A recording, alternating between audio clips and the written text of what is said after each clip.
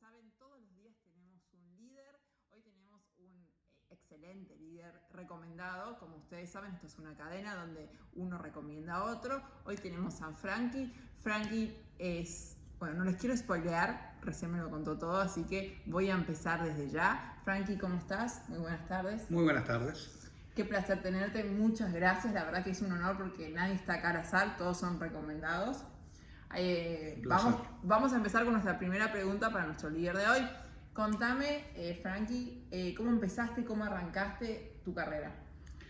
Bueno, yo terminé de estudiar acá en la Argentina, colegio secundario, y me fui a estudiar afuera. Hice una licenciatura en economía, después hice un máster, y mi familia, que está toda la vida, hace 100 y pico de años, que ha estado involucrado en el negocio de petróleo, yo conjuntamente con mi padre decidimos tomar un trabajo en Estados Unidos para capacitarme, hacer 2 o 3 años en Estados Unidos en uno de los proveedores principales que tenemos nosotros, un fabricante de surtidores de combustible.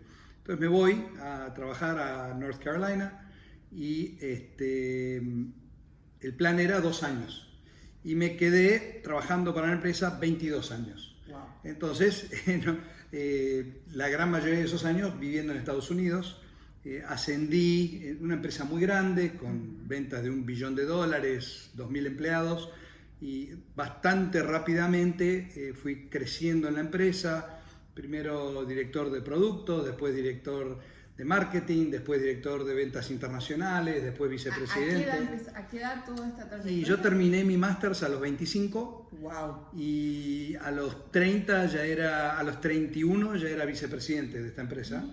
Y entonces fui creciendo en la organización a llegar a una posición de estar en el directorio de esta empresa. Y bueno, el negocio familiar siguió adelante. Pero llegó un día que mi padre dijo: me voy a jubilar, me voy a pescar y alguien se hace cargo o la vendo. Y en ese momento tomé la decisión de renunciar a una empresa que me hizo conocer el mundo, que me dio unas experiencias maravillosas. Yo en ese momento gerenciaba proyectos muy grandes, un montón de gente, y mudarme a la Argentina a trabajar en la empresa familiar, mucho más pequeña, pero obviamente con desafíos totalmente distintos. Entonces me tomé como objetivo hacerle una reingeniería muy significativa, porque como todas las empresas familiares, era una empresa familiar. O sea, cuando yo le preguntaba a mi padre cómo te fue este año, mi padre me decía: y cambié el auto y nos fuimos de vacaciones a Europa, y yo le decía: bueno, pero tirame una métrica o dame alguna estadística. Sí, rotación de inventario, claro. O sea, algo más macro. Algo un poquito más financiero, económico. Y claro, siempre fue exitosa la empresa, siempre le fue bien, y entonces, ¿por qué cambiar? Bueno, mi padre se jubiló, yo me hice cargo de la empresa. Gradualmente fui comprando las partes de mis hermanos, etc. Y cuando tomé total control de la empresa, decidí crecerla, y ahí nos diversificamos de forma significativa. Nosotros somos históricamente expertos en equipamiento para estaciones de servicio, y ahí yo dije: nos vamos a relacionar con el primo mayor o el hermano mayor de la industria. Entonces, no solo vamos a cargar combustible en vehículos, en estaciones de servicio, sino en aviones y en barcos y en trenes, etc. No solo combustibles líquidos, sino también combustibles gaseosos, GLP, GNC, GNL. Entonces nos metimos en los gases, y ahora últimamente en carga de movilidad eléctrica, cargadores eléctricos, porque es el futuro de nuestra industria, y si no nos reinventamos, estamos hace 100 años, queremos estar 100 años más, y eventualmente el combustible fósil va a desaparecer. O sea que estamos en esa transición. Pero bueno, crecimos regionalmente, porque era una empresa chiquita, argentina, uruguaya. Hoy es una empresa que opera desde México hasta la Argentina, vendiendo productos en todos los países, con una red de distribución, un equipo de vendedores importante, una evolución, digamos, siempre dentro de la misma industria. Claro. O sea, donde yo trabajé 22 años sigue siendo un proveedor muy importante de nuestra empresa, y nosotros vendemos esos mismos surtidores de combustible en varios países de la región. O sea que siempre dentro de lo mismo, pero con distintos matices, ¿no? ¿Fue bueno volver a Argentina? Sí, fue bueno. La verdad que se extrañaban los amigos. Tengo un grupo de amigos muy, muy cercano del colegio secundario, que nos juntamos el primer martes de cada mes, en la misma parrilla, el mismo día, la misma hora, y hemos crecido juntos. Y uno extrañaba eso, la familia, etc. Entonces fue bueno. Obviamente que la Argentina ha puesto muchas trabas y ha puesto muchas limitaciones a lo que uno puede hacer en lo comercial y en lo personal. O sea, desde que estoy en la Argentina, hace 15 años, fui robado, raptado 2 veces.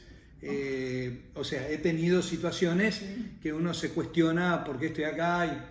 O sea, mi madre era ciudadana americana, era americana, yo tengo ciudadanía americana, podría estar viviendo en Estados Unidos sin ningún problema. Y elegí la Argentina. Y elegí la Argentina. Tengo 3 hijos, mis 3 hijos nacieron en Estados Unidos, son ciudadanos americanos. Yo podría estar viviendo afuera, y sin embargo he tomado la decisión de tratar de... Exacto. Ahora, si yo dependiese del mercado argentino, no podría existir. O sea, nosotros estamos con base en la Argentina, atendemos al mercado argentino, pero también atendemos todos los mercados de América Latina, 27 países. De México para abajo, todo Centroamérica y Caribe son 27 países, y algo le vendemos a cada uno de esos países, siempre en el rubro de energía, ¿no? Y eso nos permite seguir funcionando. Tal cual. ¿Obstáculos, tormentas que hayas pasado a lo largo de esta...? Y yo creo que desde que estoy en la Argentina, los obstáculos han sido los mismos que hemos tenido todos los empresarios. Los cambios de política constantes. Cambios de política, devaluaciones, multinacionales que un día dicen voy a invertir un montón, caso Shell, caso Petrobras, entran agresivamente al país, planes de expansión enormes, y que al año, 2 años, 3 años se van del país, hacen una desinversión, se fue la ESO, o sea, son movidas que para nosotros proveedores, pymes, son cimbronazos muy significativos, porque uno arma una estructura en base al plan de nuestros clientes, y nosotros tenemos pocos clientes, son petroleras, y cuando una petrolera decide no voy a invertir o me voy del país, entonces eso crea un desacomodamiento muy significativo dentro de nuestra industria, y uno se tiene que adaptar. Hemos tratado de manejar esos obstáculos diversificándonos geográficamente. Entonces, con eso más o menos vamos tapando agujeros, pero algunos de esos cimbronazos han sido muy significativos. El otro muy, muy grave para nosotros fue cuando hace 10, 12 años los sindicatos decidieron hacer un reencuadre sindical. Nosotros estábamos acá en la Argentina bajo el sindicato de petróleo, y de un día para el otro el sindicato de camioneros hizo un planteo y dijo: ustedes tienen camionetas, camiones movilizando equipamiento, ustedes son camioneros. Y bueno, hubo una disputa entre los sindicatos, nos impactó muy negativamente. Pero ¿cómo te impacta a vos si vos sos de la otra parte, no sos de la parte sindical? Y porque los interlocutores, nosotros proveemos servicios, y no somos del rubro de camioneros. Entonces, los reencuadres salariales, los bonus por única vez, todo lo que negociaban los camioneros para una actividad de transporte, no tenía nada que ver con la actividad de ir a una estación de servicio a hacerle un service a un surtidor. Pero de repente me encuentro como que nosotros tenemos que estar siguiendo los lineamientos que, sin juzgar si son justos o injustos, pero son de otro sector. Claro. Entonces nosotros tuvimos que acomodarnos a eso, y eso nos impactó de una manera muy, muy significativa, a tal punto tuve paros, toma de planta, etcétera, etcétera. Y eventualmente nuestro principal cliente en ese momento, que era YPF, nos dijo: yo lamento muchísimo, son 70 años de relación, pero si ustedes no nos pueden atender, me tengo que ir con otro.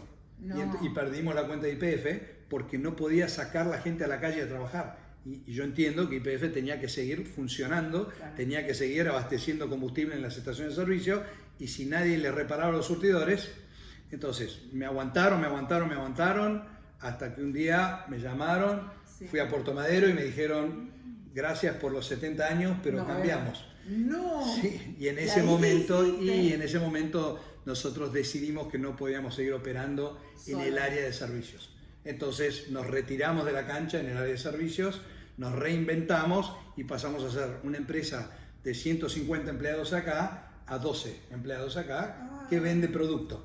Y miré hacia afuera y dije: si no lo puedo hacer en la Argentina, voy a ver dónde lo puedo hacer. Pero ¿sabes que te quiero contar algo que aprendí? Escuché de las entrevistas que le hice a una señora que también del mundo petrolero. Siempre la industria petrolera tiene una baja de empleados muy significativa. Ella me contó que hizo la mayor parte de su carrera en petróleo en YPF. Y me contó cuando se privatizó YPF, dice que todos los viernes publicaban listas de los empleados a ver si quedaba o no, y que en ese momento de que se privatizó YPF se despidieron un montón de empleados. Lo mismo me estás contando vos. ¿Por qué siempre la industria tiene como ese impacto tan fuerte en el empleo? No, mira, hay una enorme diferencia. La historia que vos me contás es típica del segmento upstream. El petróleo está dividido en downstream y upstream. Upstream es exploración, refinación, es cuando hacen una prospección, determinan que ahí puede haber petróleo, eso ya es todo una inversión importante, qué sé yo, hacen la perforación, sacan el crudo, hay que transportar ese crudo a través de cañerías y oleoductos, qué sé yo, se transfiere a la refinería, se procesa en la refinería, todo ese proceso es el upstream. Cuando todo eso se convierte en combustible, de ahí pasa a ser downstream. Downstream es el camión que va a la refinería, carga el combustible adentro, lo lleva a la estación y lo vende en las estaciones. Nosotros somos totalmente downstream. Esta señora que trabajó en YPF, lo que te cuenta está es del otro lado y está muy vinculado a la parte del precio del barril. Cuando el precio del barril es alto, las petroleras ganan plata y se expanden, invierten y contratan gente, etc. Baja el barril y sus pérdidas son exponenciales inmediatamente. Entonces, tienen que retirar gente. El factor de ajuste pasa a ser recursos humanos. Dice que fue impresionante, que cada viernes, en esa época yo no existía, publicaban todos los viernes la nómina de desempleados y era tétrico, la verdad. Sí. Ahora, también cuando entran petroleras a invertir y a explorar y a refinar, etcétera, los que salen de YPF, en términos generales, pueden ser contratados por los otros que vienen. Entonces, si el crudo se mantiene más o menos estable, hay un balance en los recursos humanos. No digo 100%, pero se va balanceando. En el caso nuestro es un poco distinto. El caso nuestro es bastante estable. En la Argentina 7.000 estaciones de servicio y siempre va a haber y siempre hubo más o menos 7.000 estaciones de servicio, y hay que repararlas, y hay que instalar los surtidores, y hay que reemplazarlos. Tiene una vida útil, etcétera, etcétera. Entonces es bastante estable, excepto si hay una política del gobierno que dice, como las ha habido, que dice el gobierno se va a quedar con las estaciones de servicio. Entonces... ¿Y ahí qué hace? ¿Rezar? Y no, porque va a haber la misma cantidad de estaciones de servicio, pero lo que pasa es que el gobierno entra en una batalla contra las privadas. Entonces, las privadas dicen, yo tengo que ganar plata. Para ganar plata, el combustible tiene que valer X, 10 pesos. Si el gobierno me pone un techo y el barril sube y yo solo puedo vender a 10 pesos, Llega un punto que cuando vendo un litro de combustible pierdo plata. Cuando pierdo plata, el valor de mis estaciones de servicio baja. Ahí viene YPF o el gobierno y dice, te compro la estación de servicio. Ni bien te compro o me quedo con la estación de servicio. Cuando me quedo con la estación de servicio, libero el precio. Entonces ya no vale un litro 10, vale 20, vuelve a ser rentable. Ahora, mientras tanto, ese periodo, Shell, la ESO, etcétera, o no hacen inversiones, paran de gastar plata, o empiezan a planificar, yo me voy, porque no puedo operar con reglas que no son claras. Claro. El precio no se mueve libremente, está fijado por el gobierno, y el gobierno lo fija. ¿Para qué? Y si se quiere quedar con la estación de servicio o con el negocio, o tiene una preocupación mayor que es la inflación. Sí. Entonces, ni bien liberan el precio del combustible y el precio del combustible llega a un nivel internacional, eso es un disparador enorme de la inflación. Entonces, para combatir la inflación, pongo un techo al precio del combustible. Y cuando pongo el techo, estoy limitando la rentabilidad de la petrolera. Entonces, eso sí nos afecta. Eso afecta al downstream, porque un surtidor puede ser mantenido y reparado como Dios manda, o con chicle. Entonces, cuando no hay plata, ni nos llaman a un plomero de la vuelta que lo ata con un alambre. No, bueno, pero eso es una solución a corto plazo. Pero a corto plazo, cuando se están fundiendo, cuando las estaciones están cerrando, cuando acá ahora en la Argentina, antes de la pandemia, pero con la pandemia peor, pero son esquinas donde están las estaciones de servicio que valen millones de dólares.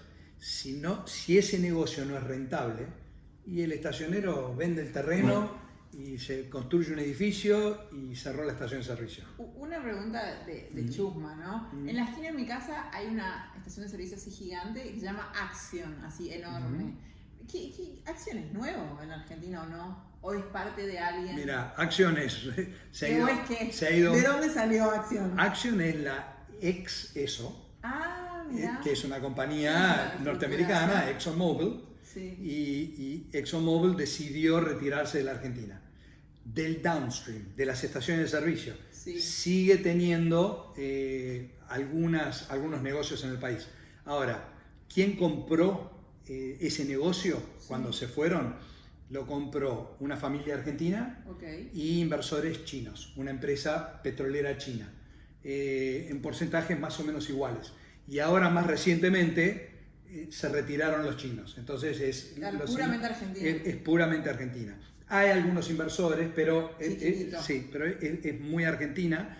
Le cambiaron el nombre. Claro, entonces el debe ser nuevo. Hubo una reestructuración empresarial. Y es una empresa importantísima. O sea, es una empresa que explora, que extrae, que refina. ¿Hacen las dos partes? Hacen las dos partes. Tiene una refinería, una de las más modernas de América Latina, en Campana. Y ahí descargan combustibles, químicos en el puerto de Campana, y está la refinería, y tienen una parte del puerto y operan. Es una empresa altísimamente profesional, muy bien manejada, retuvieron muchos de los ex ESOs que quedaron, y esta familia la ha profesionalizado de una manera... Muy bien, muy buena. Es una buena historia. Es una buena historia. Ahora, nuevamente, es una buena historia mientras el gobierno los mantenga. Les permita operar. Claro. Ellos no sabemos bien la razón, pero la semana pasada Action también opera en Uruguay y vendió su participación en Uruguay, se retira del Uruguay, entonces... ¿Próximamente? Y no sé, espero que no, pero se están retirando del Uruguay. La familia, que era dueña de esa operatoria, yo no sé si para recaudar y subvencionar su operatoria o enfocarse en el mercado argentino, acá están invirtiendo una enorme cantidad de dinero en modernizar su planta, su refinería, producir combustibles de excelencia, etc. O sea que no dan señales de irse a ningún lado. Yo los veo muy bien puestos. Yo también, pero en Uruguay ya se fueron. Así que, no sé, vamos a ver. ¿Seguimos con otra pregunta? Seguimos. Bueno. Contame 3 personas que se te ocurran como vos sabés, un líder recomienda a otro líder, a vos te recomendó Martín Redrado, economista, puede ser de cualquier rubro, pero alguien que tenga una exquisita experiencia laboral, o sea, no, son 3 personas, no alguien, 3, que se pueda aprender en esta entrevista, que es simplemente ayudar a las personas que realmente la están pasando mal en la pandemia. Bien. 3 personas que se te ocurren, buena onda, ¿no? Sí. A ver, la primera que se me ocurre así rapidísimamente es Alexia Keglevich. Alexia fue hasta no hace mucho presidenta de Asiscar. Okay. Estuvo toda su vida metida en la industria de servicios, de viajero, y es un pariente de la industria de seguros. Sí. Y con una trayectoria impresionante, muy importante. Después se me ocurre un muy amigo mío que se llama Jaime Smith, que está metido hace muchos años, su familia, en la parte de aviación, de venta y mantenimiento de aviones particulares privados, y ha sido proveedor del Estado, de la Fuerza Aérea, de siempre aviones chicos, pero es una empresa que data de tener 60 años la empresa. Ah, qué interesante. Y también he estudiado afuera, especializado en la materia, una de las personas que más sabe de ese métier en América Latina. Y un tercero... Con ese voy a charlar, porque la otra vez subí un avión privado, malísimo el servicio, malísimo. Sí. Ese me parece interesante. Bueno, él, no sé, él va a tener una opinión sobre los servicios. Ahora, pero él no presta el servicio de llevarte de punto A a punto B. Él vende los aviones, él le hace el mantenimiento de los aviones. No está en el... No es un operador de servicio de transporte. Él vende los equipos, digamos. Perfecto. Pero un líder en su materia, muy reconocido en la industria en su materia. Y la tercera persona, te la debo. Lo voy pensando, sigamos, y te la debo. Porque tengo que pensar bien. 3 o 4 también. Sí. Tengo que buscar bien, porque hay muchos que son líderes en su materia, pero no sé si están dispuestos a hablar. Sí. Acá en la Argentina hay un tema, los empresarios en gran medida quieren tener un bajo perfil, porque al tener un alto perfil, inmediatamente se sienten target o de gente que les desea mal o de políticas gubernamentales que dicen a este le está yendo demasiado bien, le tengo que dar. Entonces, entonces pretenden... mira, se me acaba de ocurrir una persona que tiene un perfil público bastante alto y no va a tener problema en hablar.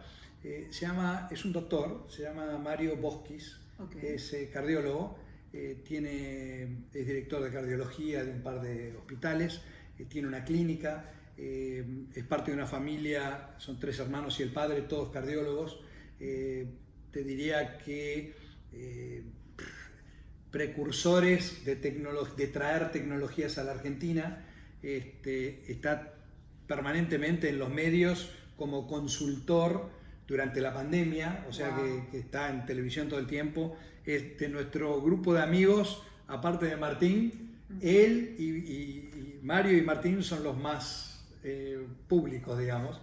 Todo el resto, en realidad...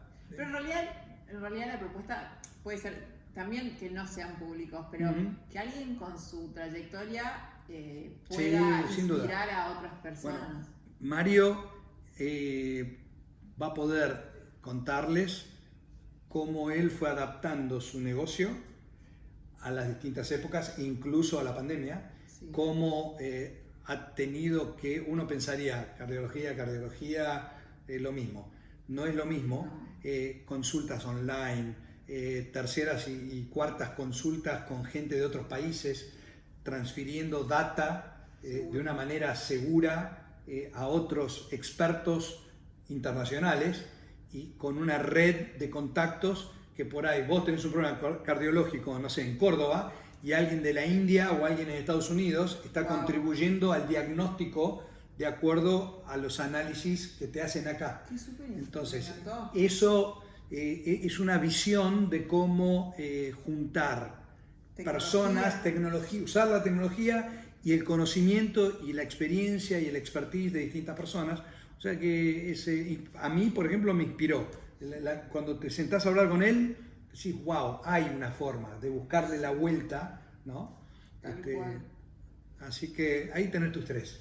Ahí está. Si se te ocurre otro también. Sí, obvio. Siguiente pregunta para nuestro líder de hoy. Dime. Situaciones poco protocolares y otra situación muy elegante que hayas pasado a lo largo de tu vida.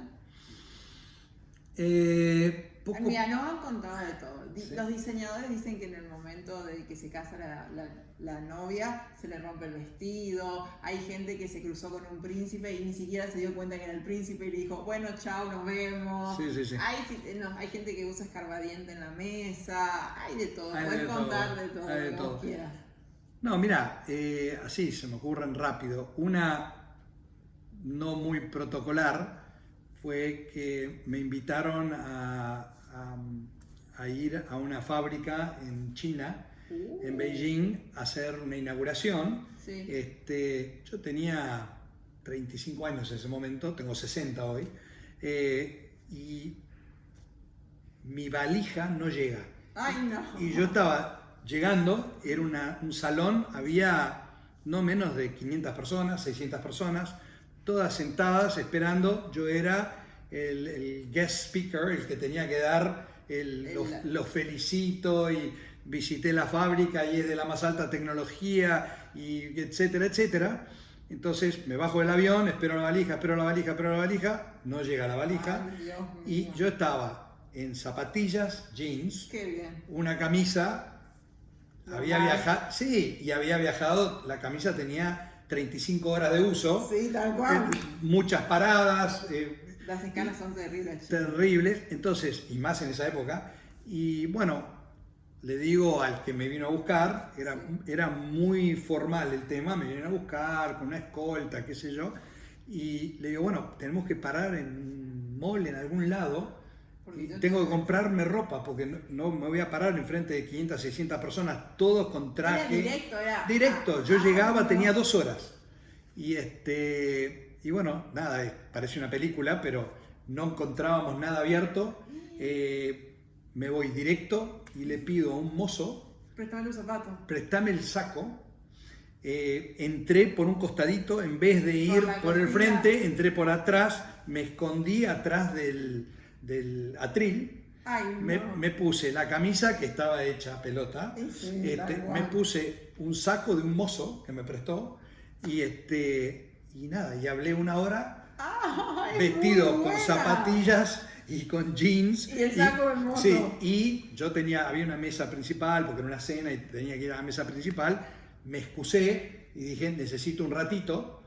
Y bueno, me plancharon un poco los pantalones, me plancharon la camisa y media hora más tarde me fui a comer a la mesa donde estaba un ministro, o sea... ¡Excelente! Bastante, un momento de estrés. Sí, obvio. En ese momento te transpiran las manos, Sí. ahora te reís. Obviamente. Otra que te voy a contar, así igual, y era más joven todavía, y me mandan también al Asia,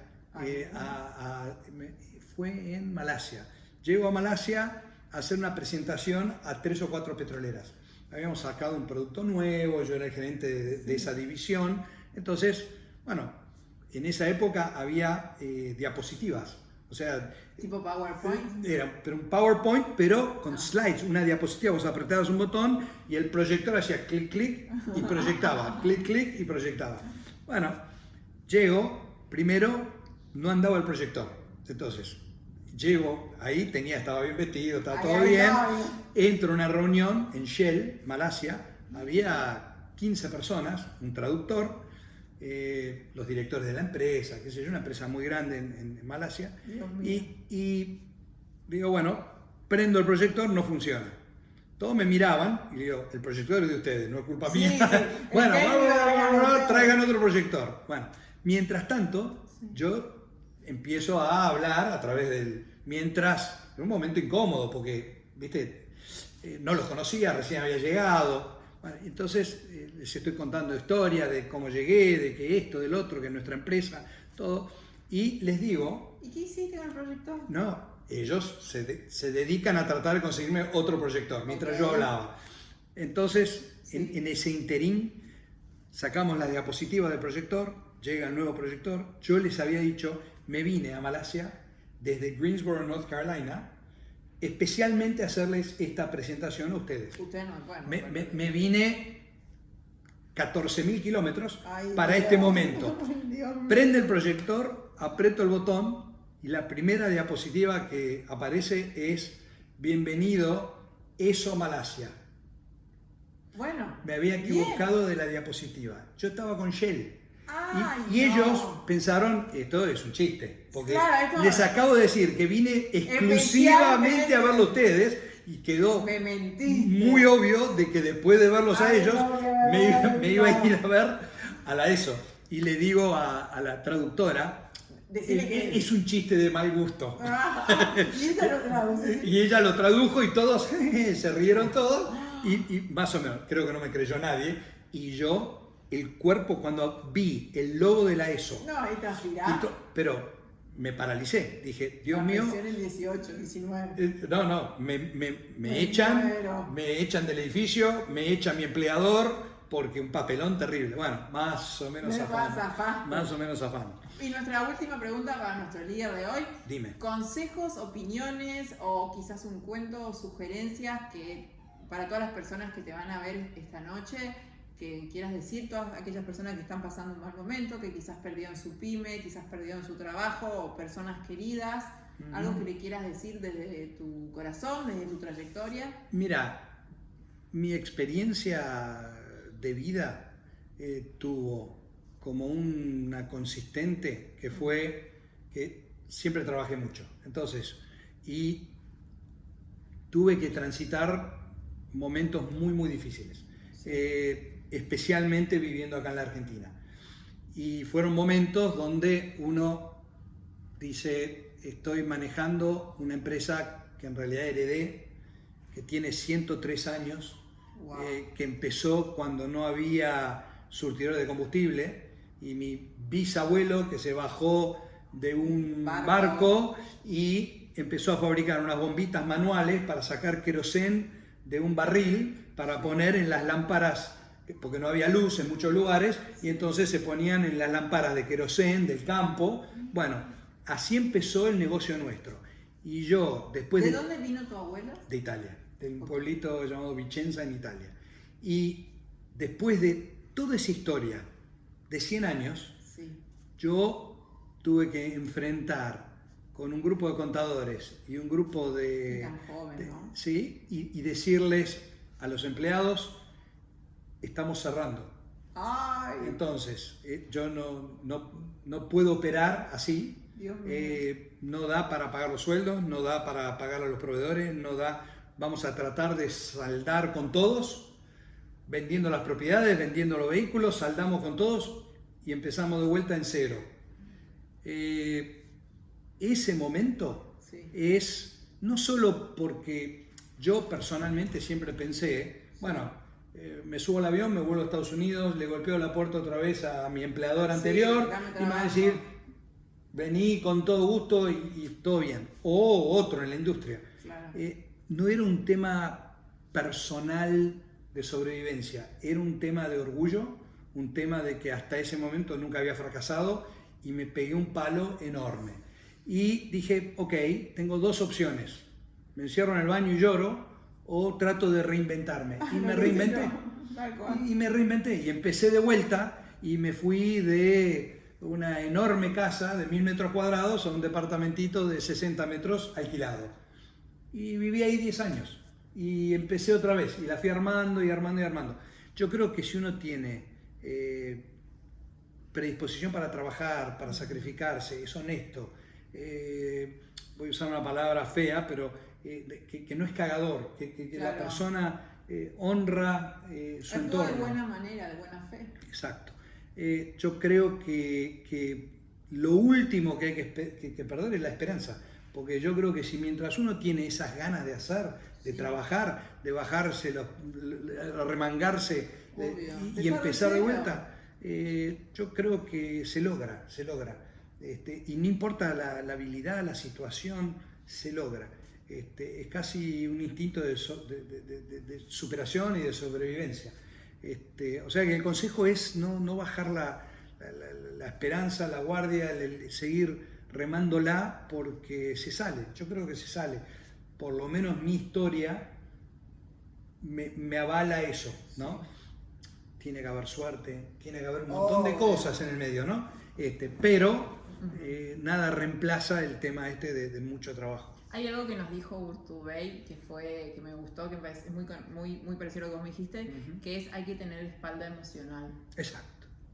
Mira, mejor dicho, imposible. Y la verdad que me parece que es lo que vos dijiste en otras palabras, básicamente. Sí. Hay que tener espalda emocional y dentro de esa espalda emocional tiene que haber un equipo de soporte emocional. Sí. Y una red de contención. Pero tu mujer, tus hijos, todo eso ayuda enormemente. Que ellos sigan confiando, te sigan apoyando. ¿Qué puedo hacer para ayudar?